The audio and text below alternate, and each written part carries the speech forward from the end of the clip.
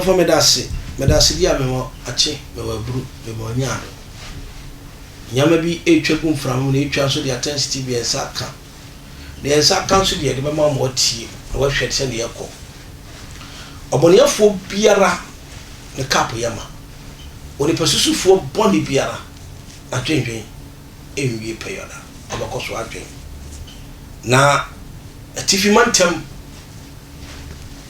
konfo dwentwe dabara ba ne konkonsa ne nipaponefo bia sori na nipakum ane nkwasiasam asa konfo yi odi watifimantem no aburo so a ebete se konfo bi obehya adasu a yefre na kapo bekunkum ni pasa ala show yekotu na boso da bubu da ne buye no sana ko ise atifimantem a odi nkwasam yokum ni pa kache police force team force na ye papa da pare me I check you I feel you we am taste ko me say me say ma police for na soldier for nko ho na chese o tumi twitwa mrantie baako anya asem ketwa twitwa mo mrantie baako be say numu senso twom free abi mo da na no tepa ni weni ya mane bofo no kokudu no se eso ma ye feedback eso ma ye tini ekoso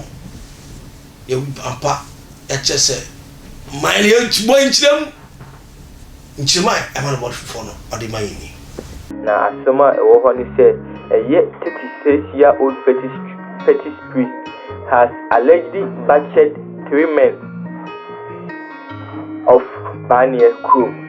Na asema e wo ni se ye 36-year-old okonfo bi a onya imfinhia eduasa insia otwitwa mema miensa sei anya asem ketwa ewo ahafo southwest district nimu. Now, the fetish priest, who was only identified as Konfu Osman, reportedly stormed the Baniekrom community with a gang and began inflicting machete wounds on men in the area without any exception. Now, in Chemdia, a year for Konfu, Dodo na name is a friend of Konfu Osman. On a dom a bonchenku, a Baniekrom ho, on any gang. Eko honum na onfa ho se oya akuru ye penyino no exception obitwa se de okitwa nanka na emchem dia one of the victims known in the area as Konfu Medal 25 had 4 of his fingers severely cut off by the priest with the 2 other victims yet to identify, sustaining multiple machete wounds. Na one of the victims omo ho akwa apelu mu baako na Konfu Medal 25 had 4 of his fingers severely cut off.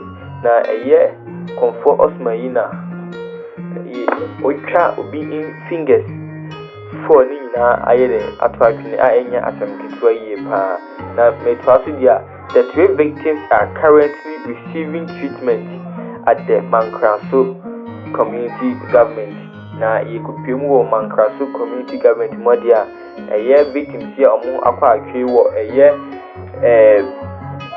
Baniekrom honum no okunfo twitwa omo se nanka no ye omo gi ayarisa adokta for ehwe omo yi pa.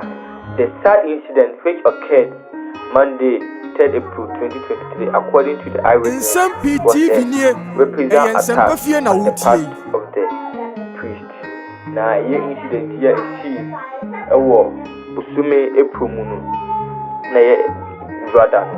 According to the eyewitness, now in Ubia, now oye witness or Tatimi no James Atemi, then a reprisal, it was an eyesore. Echewoni and sent me the Mikachino. Now, my residents in the area on Annie mostly narrated the incident to Protect News. Jacob Ajinim Batin. This Konfu Osman came to our community 2 years ago, and since then, our community has not been the same. Now, a year of Konfu Osman, a Moko Kronin. Now, Kronom called 2 years ago. Since of course, Kunu have not been the same. Like I said, same put to another say can't call welcome the Bimba or the Bimba order. He has engaged in a number of suspected criminal activities, including alleged kidnapping of a girl, multiple cases of beating up community members with his gang, and threatening people with live gun, among others. Na me chimdia, yes, I confirm us me. Nyoma boni say ye kidnap poor ba ye ni na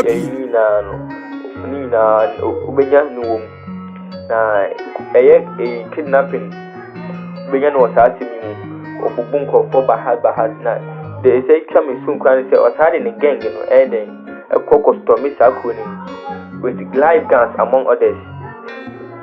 We the impose fear of people any after 2 year cry. Now, just recently, some young men believed to be workers of the fetish priest went on rampage and attacked a resident of Baniekrom, leaving him with multiple wounds. The boy mobilized some men and destroyed the house of the priest, including his girls. Now, a year recently, a branch young boy, he believes one of the workers of the fetish priest. He went on a rampage and attacked a resident of Baniekrom. Now, or attack a year to me about one or what Baniekrom hon. When Johnny ye cry now, multiple wounds would try and asem get. The boy mobilized some men and destroyed the house of the priest, including his girls. Comfort Osman came here yesterday with some tax. I cut taxa, a cut for and ammonia thing again for and started attacking any man they meet on the street. Now a year Comfort Osman with a brother way there and never pay you. Now, so what will be sure with speaking? So I could also have been why they on any gang that's at the attack you. Says cannot be killed your own original magic. To say in Chaya Kura. 3 men were, however, butchered by the priest and his taxi. Ghana's #1 political news and current affairs channel in SMP TV. Yes, 3 men. Remember me, if you show me, I am a Nata, enforcement on any gang, the tag boys aiding a kucha me pa, a be moon singing idea, Mufigat in a kucha, I in Chayukura, and I may trust the residents after the incident blame police officers in the area for the unfortunate incident, claiming that all cases of the alleged criminals as of the priest reported to the police have been left unattended to. Now, a year to me, Mufoni bin na Eka say, no, must say, a year case is here, it is said, Comfort Osman. They on the gang, get on me there, almost Tommy Krumhon, or me here in your ma and Sena and Patina. Oh, so we. I live in Oyo. Police sponsor here. Then the Pacum, I gonna for that Zakoko or Mukuno. Out of why I tell you that we must the foundation. And a boy chidom na mame o pese o dware through bon baya frodi for kosenju ono ma we so 0543 41 91 60 and I said that school as a friend na bon baya na yesu ashi wonu nya when as makra bye bye.